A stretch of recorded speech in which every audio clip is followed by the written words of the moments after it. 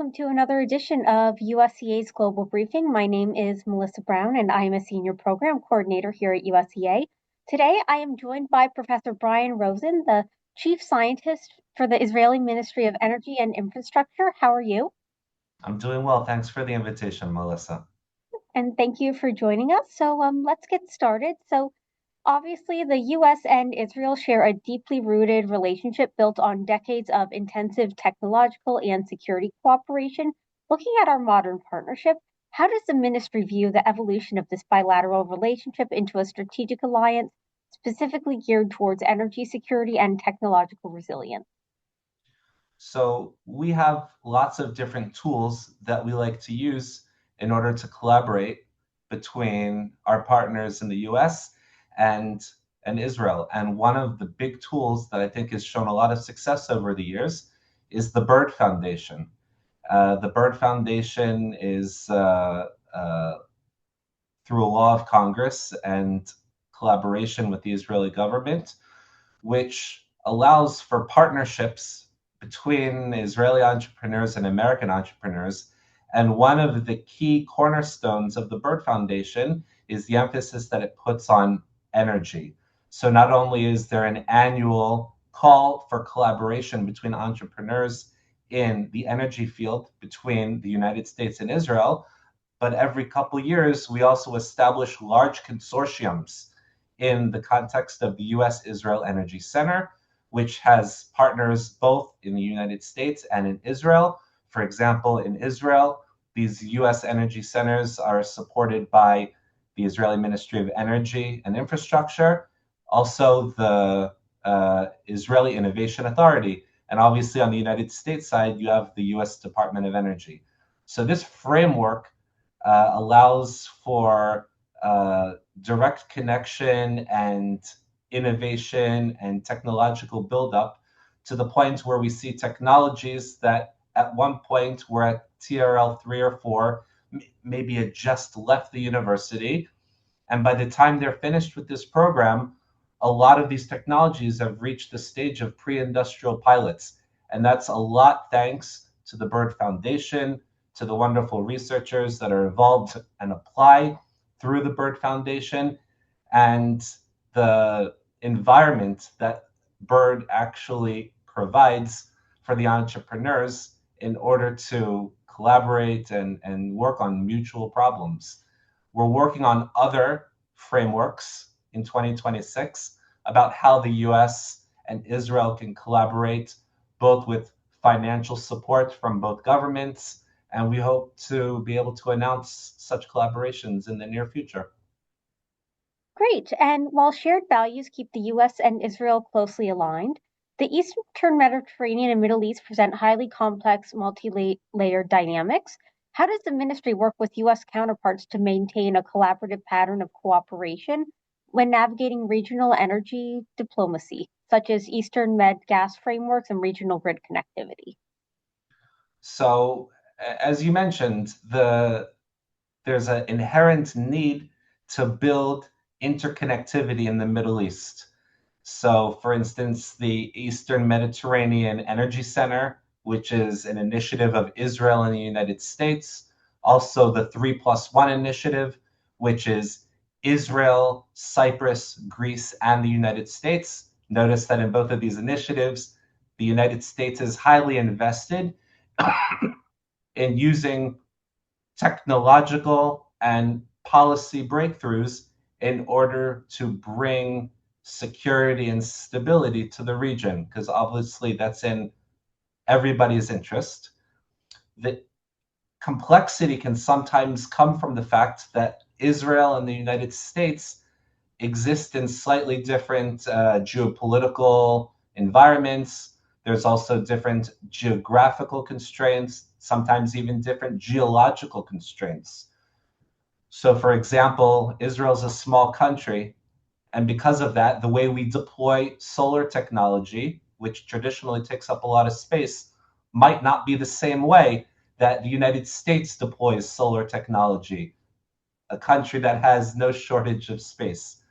But on the flip side of that, lots of topics related to geology and critical minerals and subterranean topics in the energy field, such as geothermal energy or subterranean gas storage.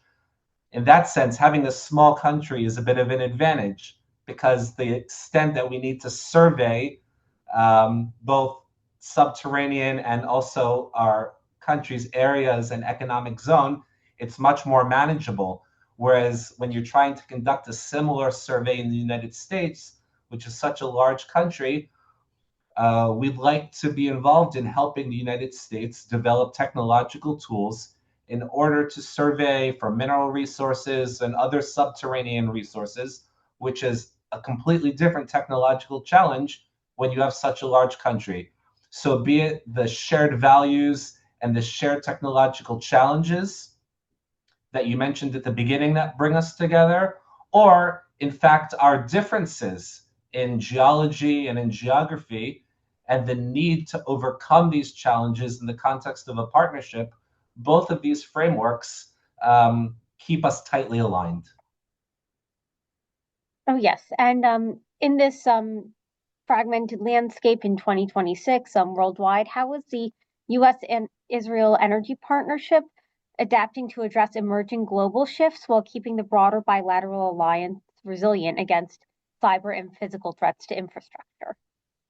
So, we're involved in several initiatives that are meant to answer those challenges. One of them is the Eastern Mediterranean Energy Center. A memorandum of understanding for the center was recently signed in the US about a week and a half ago. Our Director General was there with his counterparts in the United States to sign on that agreement. There's the 3+1, which again promotes regional security, but in the context of connectivity and cooperation. And then there's also the Eastern Mediterranean Gas Cooperation, or the EMGF, which has even more partners. There you're looking at Jordan, and Egypt, and Cyprus, and Greece, and France, and Italy, and the Palestinian Authority.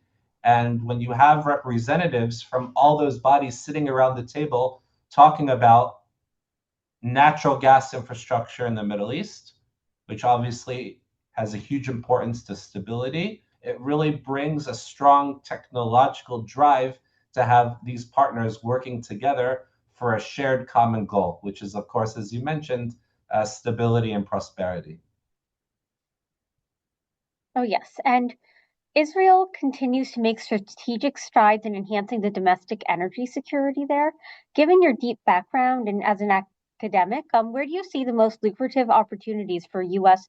Israeli cooperation on next generation energy security frameworks, specifically regarding advanced tech transfers or safety standards for highly efficient systems?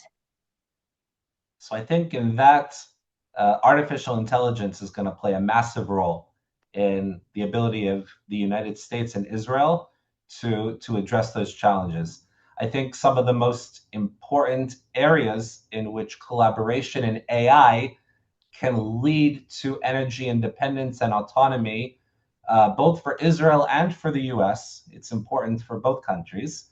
Um, is looking at materials discovery, particularly for electrochemical energy storage, batteries, new and cheaper electrodes for the hydrogen economy. So the materials that produce the hydrogen through electrolysis, but also the materials which convert that hydrogen into electricity via fuel cells, the materials that are used to store the hydrogen, looking at their resilience at different pressures, different time scales, and after lots of cycling. All of these material science questions, which is also my professional area of expertise, are going to be greatly assisted by AI. And with all of the initiatives that the US government has proposed in order to build data sets and to work up those data sets using artificial intelligence, I think we're extremely aligned with the Americans on that initiative and have taken some of those initiatives ourselves, not just for materials discovery, which I just mentioned, but AI is also going to have a very large role in different subterranean energy technologies. As I mentioned, the US is a very large country, so mapping and exploring can be very costly and expensive and not always yield the best result. So, technology that's coming out of Israel can help the US in that endeavor, and applying technology towards energy storage and subterranean technology, I think will be the most lucrative investment with the shortest term payback. Great. And in light of a changing U.S. federal stance on global climate agreements, how are our two nations identifying together alternative pathways to advance shared energy and environmental tech goals? So I think with each administration in the United States, and obviously with changing governments in Israel, sometimes the priorities between the two countries with respect to their energy goals and the technologies that they're willing to invest in or divest from, it can be very dynamic and it can shift. So we've seen with President Trump different shifts in energy policy and investment compared to his predecessor. But despite the apparent shift in energy policy in the US or even in Israel, I think that there are certain topics that have always been there. And these are the things that we'd like to continue to invest in and lean on for long term stable partnerships with the United States. I think the most stable areas of cooperation include artificial intelligence, critical minerals, subterranean gas storage and exploration. And the subterranean also includes a bit of geothermal energy production, which the United States has some experience with. And I think that the US partnership with Israel in those fields can produce not only benefits for our partnership, but also produce fruit on a global stage and lead to security and to stability. Great. And as Israel balances its robust natural gas infrastructure with new energy storage targets, what insights can the US and Israel share regarding the optimal energy mix required to drive decarbonization without compromising grid reliability? And you had mentioned some emerging technologies and like that they can fuel the gap during this transition, correct? Yeah. So, I mean, figuring out what the ultimate energy mix is going to be in the next 25 years, that's something that everybody's working on. There's no silver bullet, and I think every country, the US and Israel included, are going to come up with a different solution that works for them, given their different geology and geography. I think what's most important is that technologies that are considered transitional need to be taken into account when we're building infrastructure for 2050. So, for instance, we talk about building infrastructure to support a hydrogen economy. A hydrogen economy relies on hydrogen, but where that hydrogen comes from for the time being is unclear, or there's several different options, and each of these options has different implications.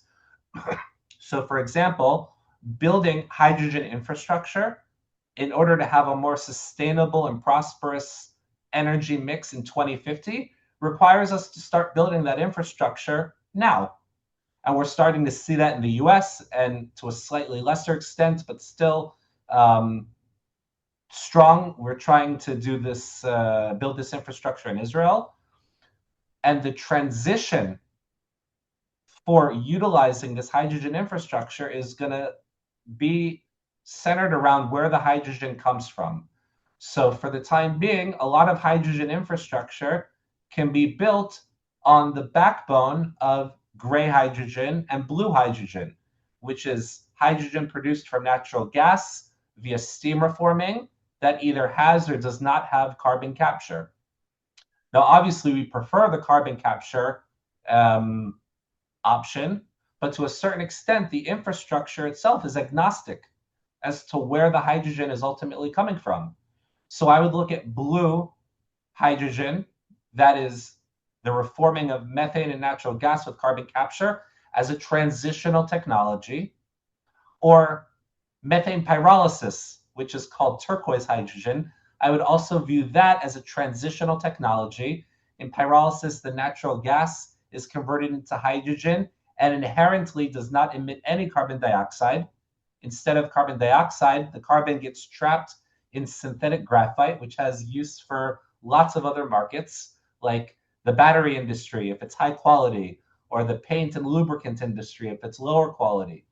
So building the infrastructure in order to meet our goals for 2050 relies on transitional technologies, and we need to take those transitional technologies into account when we're building that infrastructure. And then once everything's built, we see blue and turquoise technologies for hydrogen generation. And then as we approach 2050, our goal will be to have a larger and larger contribution to what will hopefully be cheaper and affordable green hydrogen through water electrolysis. But that hydrogen through water electrolysis will still use the same infrastructure that we built for the transitional technologies. So the need for transitional technologies to move them up the TRL ladder as part of our short-term strategy is also an important part of our long-term strategy. And we need to build that infrastructure with the transition in mind. Because going immediately from gray to green introduces both economic risk and technological risk that not a lot of governments or companies may be willing to take. Oh, yes. And you mentioned companies, which pivots to my next question. As both nations look to build more resilient, clean energy supply chains in 2026, including hydrogen, what types of industrial joint ventures or public-private partnerships should be prioritized to help academic breakthrough in this commercialized market? So academic industrial collaboration is a very unique type of partnership, and also PPP partnerships are very unique, and they require unique infrastructure, unique framework, and unique um, funding models. And as I mentioned earlier, I think the Bird Foundation is a great example of a successful model which allows for that type of partnership between the United States and Israel. One of the tracks, as I mentioned, is more geared towards direct business interaction. But the other track, which is the U.S. Israel Energy Center, is more broad and includes the ability of academic and sometimes even government entities to join in these consortiums and work together. And we hope to be able to build in the next couple of years several new types of PPP collaborations with the United States, where we take lessons from all the great things that worked from our experience with Bird, and also integrating slightly new models which may allow for some flexibility in the choice of topic where we collaborate. Following recent international momentum on the future of technology, how are the US and Israel partnering to ensure that rapid advancements in artificial intelligence and machine learning are successfully leveraged to optimize smart grids, predict materials degradation, and serve the public interest?